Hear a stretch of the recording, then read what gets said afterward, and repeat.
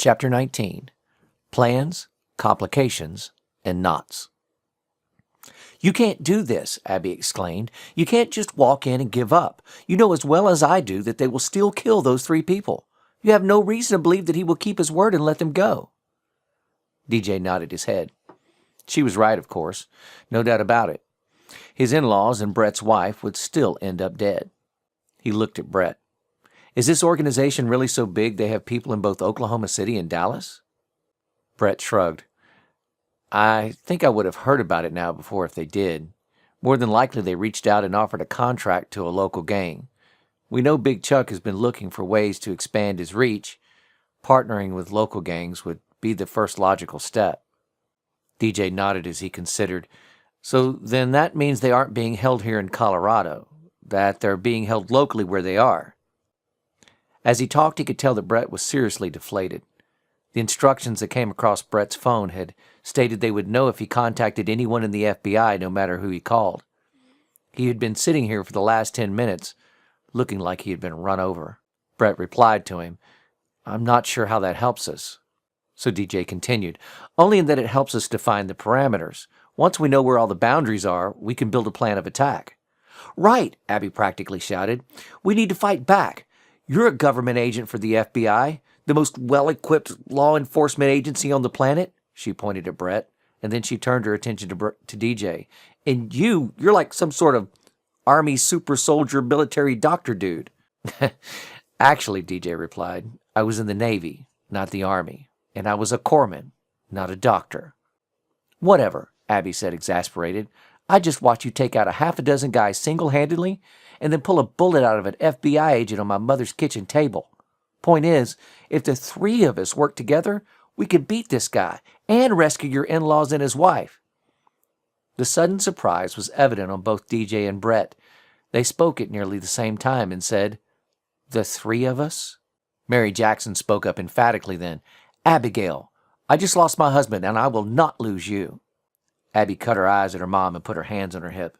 "It's precisely because those thugs killed my father that I won't be denied helping out. Besides, I have no idea how to shoot a gun or anything like that, but what I can do is use what I know about computers and software to help flip things around on that Chuck E. Cheesy person." DJ spoke up and asked, "Can you break into the phone so we can listen into their conversations? Maybe find out where they were holding his wife and my in-laws?" She seemed to think about that a second. "No, that would be a lucky shot at best.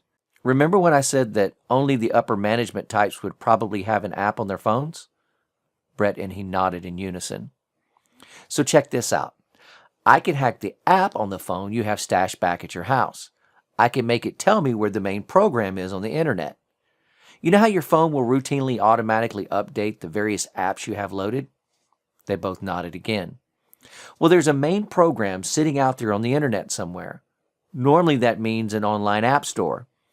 If a software coder like me wanted to update all the apps that have been sold, they would update the main program online.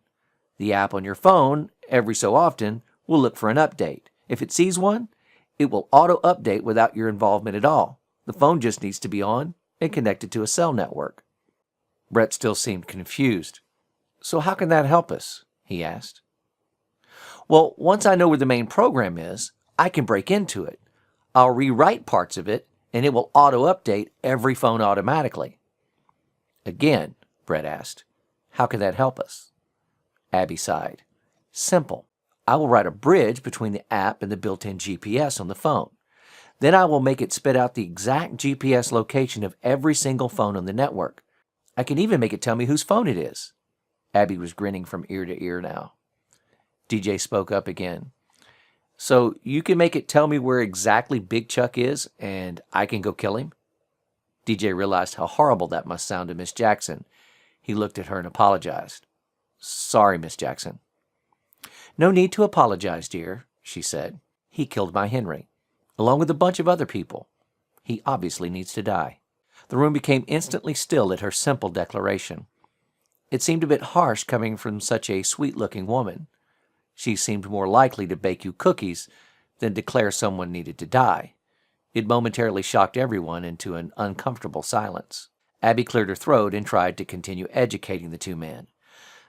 "So, You could certainly do that, she started slowly. You could see where this big Chuck dude is and kill him, but that's not going to help make sure your family doesn't get killed in the process. What I'm talking about is fighting fire with fire. I'm talking about using the app to locate other people. Well, who else would we... Oh, Brett trailed off as a picture was beginning to connect in his drug-filled brain. DJ finally got what she was saying at the same time. A plan was already starting to form in his mind. But first things first. Both DJ and Brett arrived at the same conclusion at the same instant. They both spoke at nearly the same time. "We need to get that phone," they declared. "Yes," Abby said, "we need to get that phone." They spent the next few minutes outlining a crude plan. It was rough, with not a lot of detail. And truthfully, DJ thought, there were about 1,000,000 things that could go wrong, and probably would go wrong. However, it was all they had if DJ's in-laws and Brett's wife stood any chance at all at walking away from this thing. It would involve Brett completely ignoring FBI protocol, and at the very least, bending the law somewhat. If he did not end up in jail, he would at the very least lose his job. But it was the only chance he really had of saving his wife. They would have to work together as a team against impossible odds. They would have to be prepared to think on their feet and alter the plan as the situation changed around them. But if they focused, and if they kept their emotions at check, and if they had a little bit of luck on their side, and, maybe, if God granted them the smallest bit of favor, DJ thought they had a real chance of pulling this off. Suddenly, the doorbell rang, and they all froze.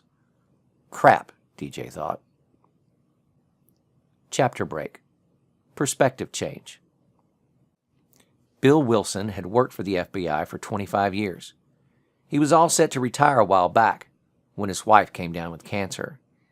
He made the decision to stay on, needing the continued revenue stream to pay for medical bills that insurance wouldn't quite cover. But it still wasn't enough. Word leaked out to Big Chuck's organization that he was hard up for cash, and they had come to court him. At first, he resisted, but the more his bank account dwindled, the more he began to reconsider. All they were looking for, they told him, was information from time to time, something to help them avoid prosecution. A heads up occasionally if he got word of a raid. No one would ever get hurt, they promised. He gave in eventually, and the extra money started to flow. He used the cash to improve the quality of care of his wife.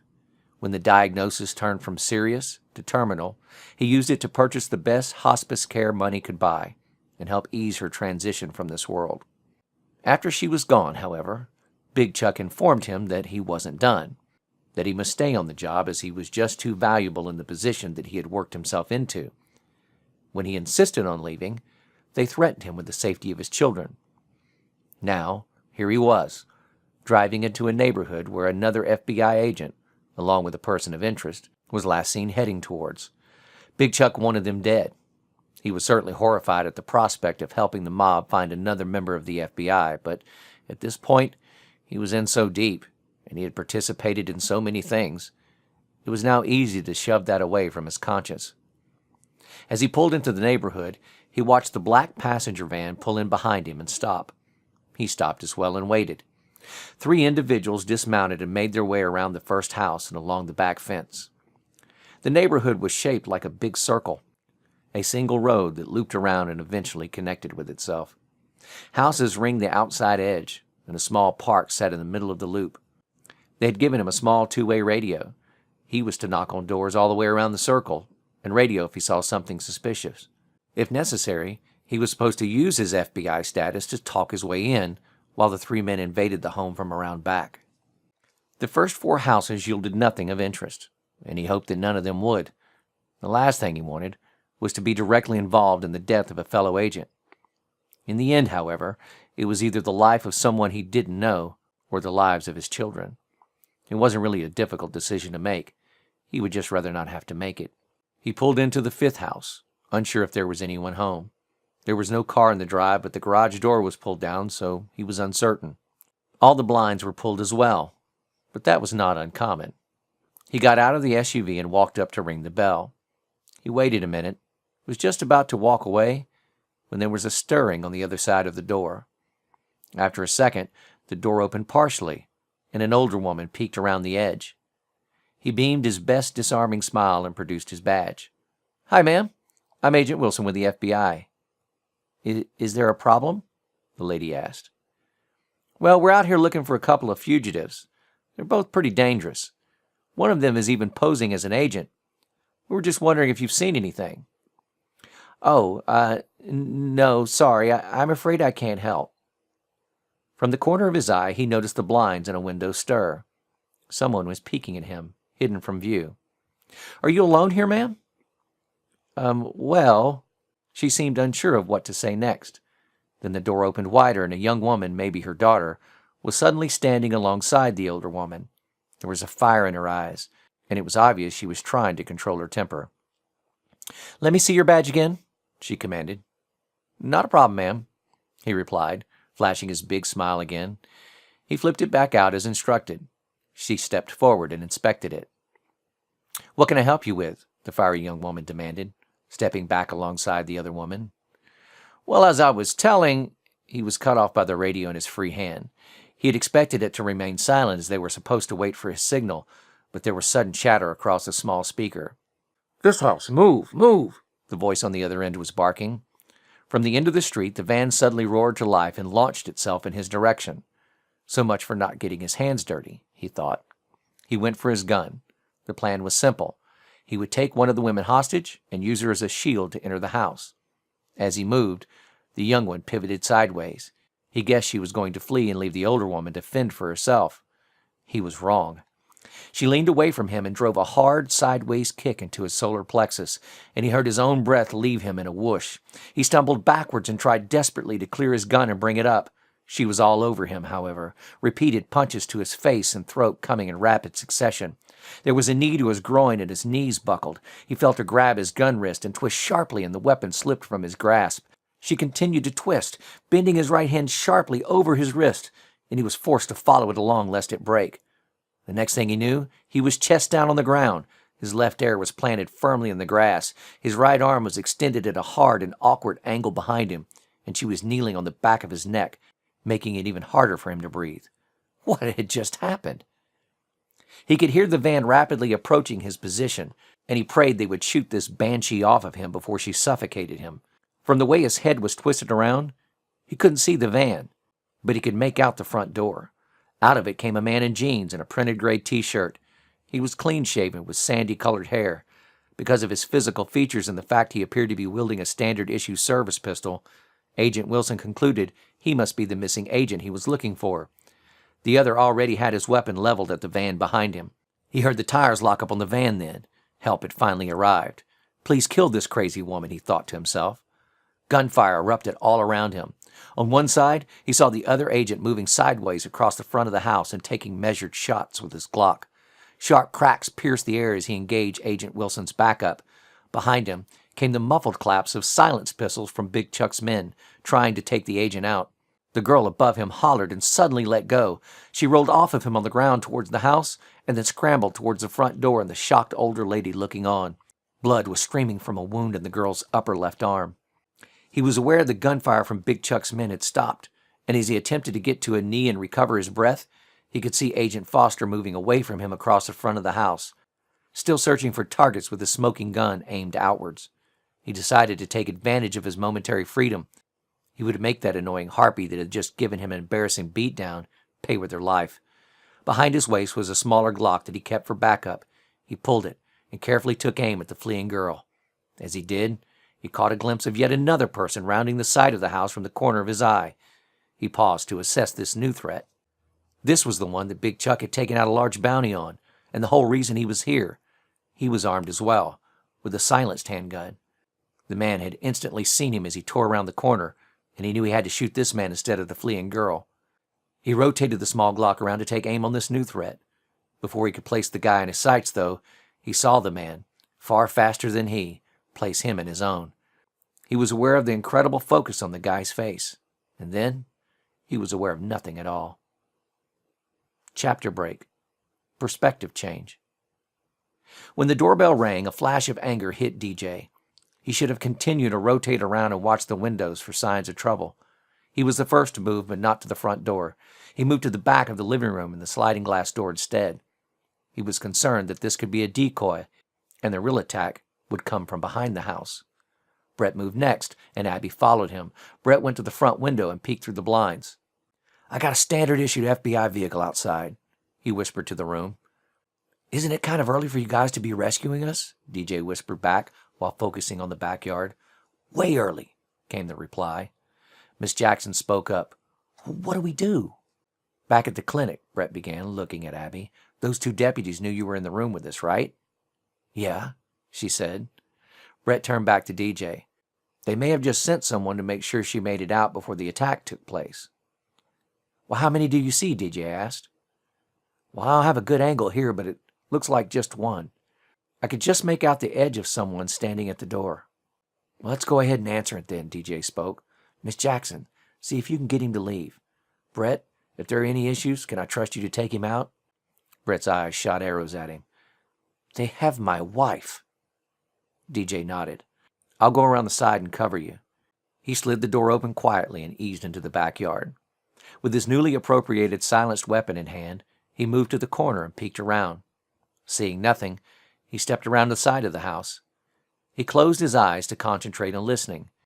He could barely make out the conversation from the front and knew that Miss Jackson was now performing her role. If anything happened to her, he was going to personally shoot Agent Foster. Something alerted him from behind, some difference in the normal noises of the natural environment around him. The hair on the back of his neck raised, and adrenaline suddenly flooded his system. He ducked and spun around, at the same time bringing his weapon up, looking for a target. A bullet split the air just above his head. Behind him was at least 3 armed men, heading towards the house in a staggered formation. He got a headshot on the first one easily.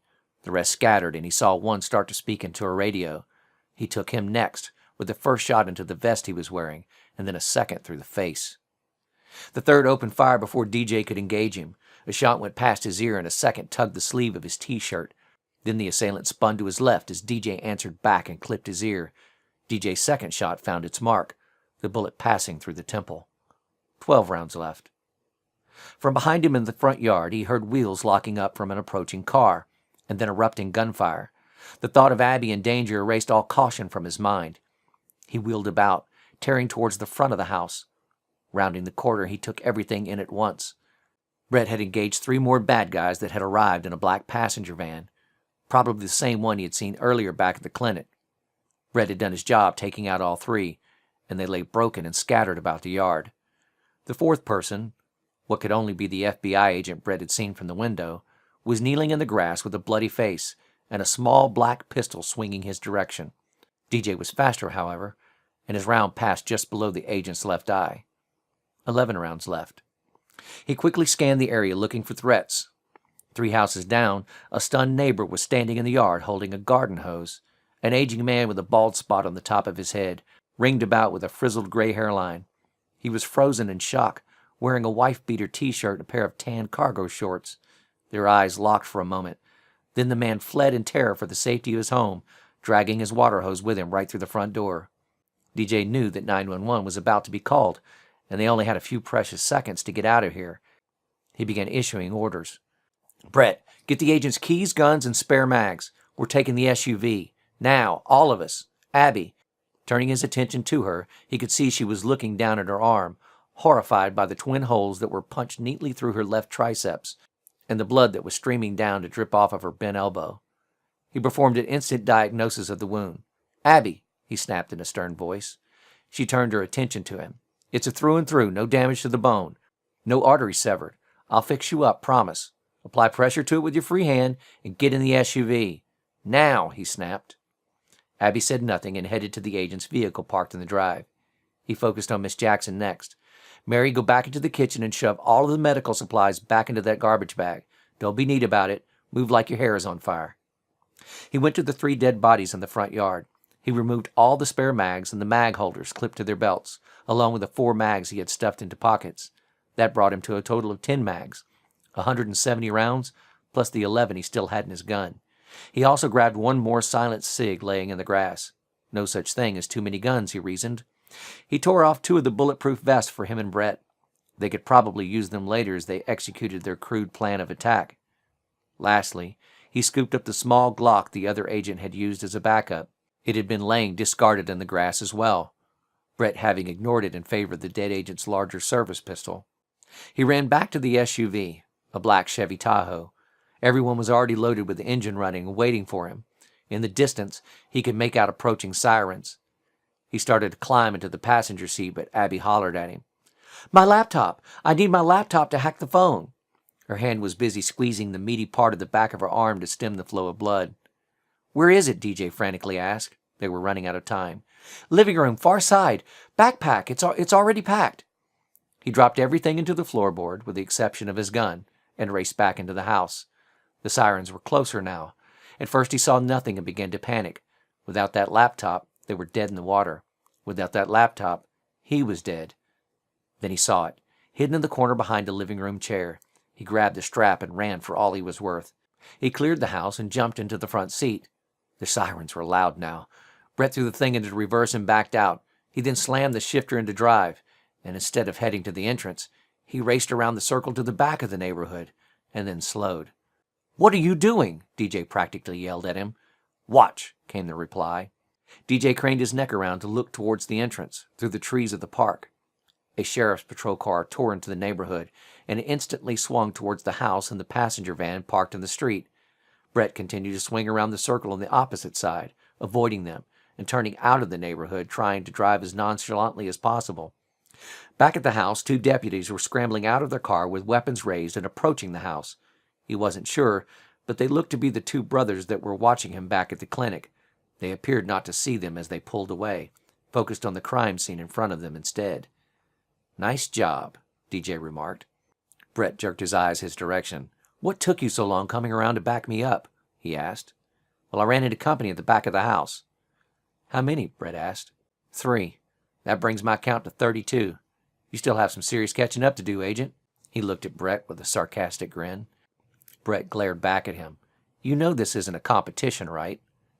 "Tell that to Upchuck," he said in reference to the mob boss. DJ looked back at Abby to see how she was doing. "Keep pressure applied," he told her. "We'll pull over before we get to my house and I'll fix you up. You're going to be fine, I promise." She looked up at him. "It doesn't really hurt that bad," she said. "Will it leave a scar?" "Well, yeah, probably," DJ answered. "Cool." DJ shook his head, amazed at the youthful outlook she seemed to have on all of this. To her, life was one big adventure. The fact that she had almost been killed didn't seem to enter her thinking at all. Had he ever been like that? He didn't think so. He turned his attention back to the road. A second later, 2 more cars shot past them with blue lights flashing on the roof. State police, he noted. As they made their way back through town, the place was a law enforcement convention. There was 1 more state police vehicle, a county coroner van, and 3 more black SUVs that he figured were more FBI, all parked in front of the clinic. As they made their way past the sheriff's office, he noticed the place was deserted of sheriff's vehicles. Their small force was scattered and working, but there were 3 more black SUVs in the parking lot. Did the FBI even have other vehicles in their fleet? He wondered. There was no one at the diner, but a section of the parking lot was taped off with crime scene tape and orange traffic cones. There was more crisscrossed over the doors. He looked back again at the 2 in the back seat. Both women refused to look at the diner. He could tell they just didn't want to be reminded of what had happened there. He could feel a heaviness in his chest as he empathized with their loss. He understood precisely how they felt. Once more, he was racked with guilt over bringing this tragedy to their doorsteps. A desire for vengeance yet again began to claw its way into his thoughts, but he shrugged it off. There was no place for emotion in all of this, he thought. Just do the job. Emotion leads to mistakes. He thought about how they were supposed to gain entrance to his house if it were still crawling with law enforcement, and he posed the question to Brett. "I've been thinking about that," Brett said. "It's almost 6 p.m. now. By now, there shouldn't be any more FBI at the house. The Denver office had 5 forensics team at your place earlier this morning. They should have it mostly processed by now. But for a crime scene that big, they would want to make sure the integrity of the scene remained intact, just in case they needed to go back out and look for things they might have missed. Standard practice is to have local authorities secure the location 24/7 until they're certain they're through. In this case, That means either sheriff deputies or state police. I'm figuring there is maybe one car parked at the end of your long driveway guarding the entrance, and maybe another at the house. As long as it's not FBI, then I should be able to bluff my way through. After all, they should be used to seeing the feds coming and going from your house all day long. Okay, that makes sense, but what about the rest of us? You can't bluff us all past. No, but we can hide you and Miss Jackson in the back. These windows have a heavy dark tint, so if no one gets too close, we should be good. And what about Abby? Well, she just became a rookie agent. We have to get her and her laptop into the house where the phone is. If we pull the phone out before she has a chance to hack it, it may get wiped before we get to do anything. You two will have to stay hid in the back. I can have Abby wear the FBI windbreaker and ball cap that's stashed in the back. There should be 2 sets. It's a standard loadout for FBI to carry. DJ assessed the plan and continued with his questions. But both of you really aren't dressed up like FBI. You're both wearing jeans and a t-shirt, DJ noted. I know, and that's where you come in, Brett said. If it looks like it's going south, I'll need your help to hold them at gunpoint. But just promise me, no matter what, you won't shoot them. Scout's honor, DJ replied. He hoped he could keep his word, he thought to himself, but truthfully, he would have no problem kneecapping a cop, especially if it meant Cassie's parents and Brett's wife would get to live. When he got close to the entrance of DJ's property, DJ simply pulled over on the side of the road. Abby moved over to the middle and DJ climbed in the back with her. He inspected the wound on her left arm, and while he was sure it hurt and was going to leave one heck of a bruise, he could tell she was going to be fine. He cleaned the wounds with disinfectant and poured hemostatic powder into the openings to speed up clotting. Then he held up the wound stapler. This part's going to hurt. I need to put in 2 staples to close each hole. I want you to grab hold of my knee with both hands, okay? Squeeze with all your might. I'm tougher than I look, she promised. I can take it. He nodded in agreement. So I've noticed. He pinched the first wound closed with one hand and put 2 quick staples in with the other. She gasped, closed her eyes, and dug into his leg with her fingers. She was stronger than she looked as well, he thought. As fast as he could to get it over with as quickly as possible, he repeated the process on the other hole. He then wiped away the rest of the blood and bound the wound with padding and gauze. As he did, she began to relax her fingers as the pain began to subside. When it was through, he gave her oxy from her mother's stash. There was a bottle of water in the center console of the front seat. He gave that to her, and she took a big swig. Once she seemed more composed, he leaned over the seat back to search the rear of the vehicle. True to Brett's word, he found 2 dark blue windbreakers with the initials FBI emblazoned across the back, and he gingerly helped her into one. He also located a ball cap and handed that to Abby as well. She adjusted the strap and pulled her ponytail through the hole in the back. How do I look? She asked. DJ smiled at her. He could only smile because he couldn't speak. His words log-jammed in his throat. She looked fine. She looked more than fine. She was beyond a doubt probably the cutest fake FBI agent there ever was, and he couldn't deny he was beginning to have feelings for her. She had to be 12 years younger than he, but he could no longer lie to himself about the attraction that he was feeling. It started to grow from the first moment she walked into his hospital room, exactly like how he had met Cassie. He suddenly felt ashamed of himself. When he first met Abby standing there with a styrofoam container filled with food, he was awash with guilt over what had happened to her father. Now, he was awash with guilt for a whole new other reason. You look fine, he struggled to say. She smiled back at him, and he felt his heart twist itself into a knot.